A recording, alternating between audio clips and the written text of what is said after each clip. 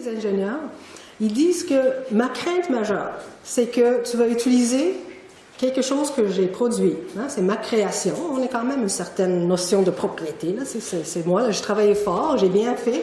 Tu vas l'utiliser, tu ne vas pas me donner, tu ne vas pas avoir l'attribution. Mon nom va être plus associé avec ça, je ne vais pas avoir le crédit. Le crédit, c'est très important. Mais peut-être, encore pire, les gens, leur crainte, ils disent, mais si tu le modifies, et là, ils ont une certaine horreur des journalistes hein, qui vont vulgariser un petit peu ce qu'ils ont fait.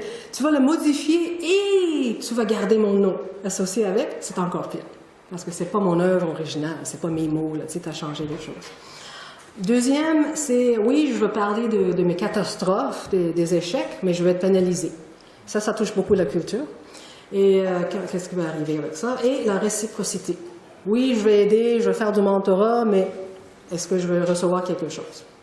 Tout ça nous amène aux aspects culturels.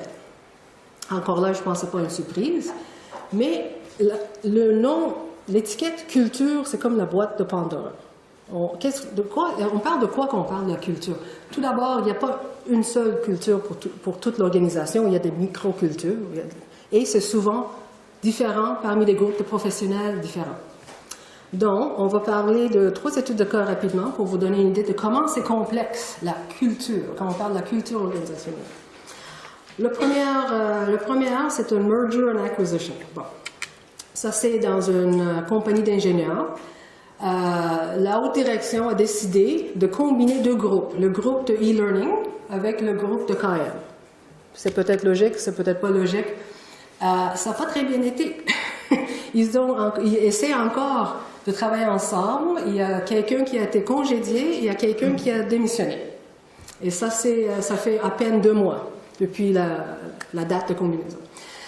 On a trouvé qu'il y avait un problème de langue. Oui, de langue, c'est-à-dire anglais, français, espagnol, mais plus important peut-être, c'était un problème des langues professionnelles qui sont différentes. Et c'est plus que la langue, c'est vraiment la sémantique. Alors, j'ai assisté à plusieurs réunions où les gens pensent qu'ils sont en train de dire la même chose. C'est ça qu'on va faire, voici le bien livrable, voici... Tout le monde part, deuxième réunion, catastrophe. On n'avait vraiment pas compris les mêmes choses. Et ils ont évidemment, avec la langue, ils ont des pratiques différentes, ils ont une microculture différente. Et, très important, les attentes sont complètement différentes. La façon de travailler, oui, ça c'est plus ou moins explicite. Ça se voit assez rapidement, en tout cas, quand on commence à travailler ensemble.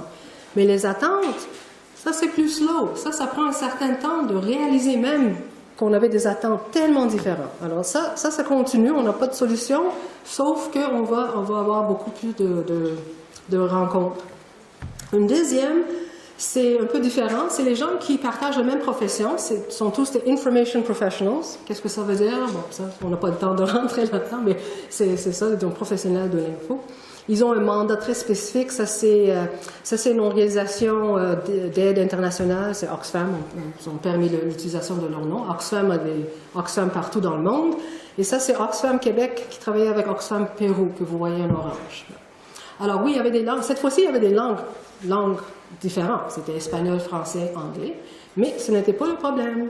Le problème, on pensait que le problème était la technologie. Puis le mandat, c'était autour de la mobilisation des jeunes, puis on voulait bâtir un site web avec justement les histoires de succès, les meilleures pratiques, parce qu'eux, ils ont un historique de 20 ans au Pérou pour mobiliser les jeunes qui ont très bien fonctionné, très bien réussi. Et on a pensé que parce qu'on travaillait à distance, le problème était la technologie.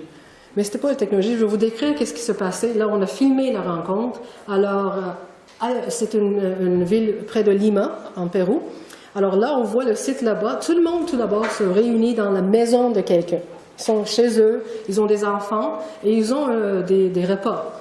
Ils nous montrent les choses à manger, même si on n'est pas capable à distance. Pour eux, c'était une visite sociale. Donc, on a l'équipe de Montréal, au Québec, on est dans une boardroom très sec, très formel, tout le monde est en habit, c'est très formel, chacun prend le temps de s'introduire, puis prendre la parole. Là-bas, tout le monde parle en même temps, il y a des enfants qui courent partout. Puis pour eux, c'était tellement important d'établir un contact social, comme je mentionnais tantôt, avant de rentrer dans le business. Pour les Québécois, c'était comment, on est déjà en retard, on a 6 mois pour monter le site web. Puis pour eux, c'était pas le site web, ça c'était arrière-plan 100%. oui, on va faire un site web, mais tout d'abord, on parle de quoi, on va faire quoi, vous êtes qui, vous voulez savoir on est qui. Alors, c'était complètement différent, c'était vraiment une différence culturelle. Et les attentes, il n'y a pas d'intersection, les deux sont partis sur des attentes. Finalement, ils ont réalisé deux projets complètement différents. Ils n'ont pas travaillé ensemble du tout.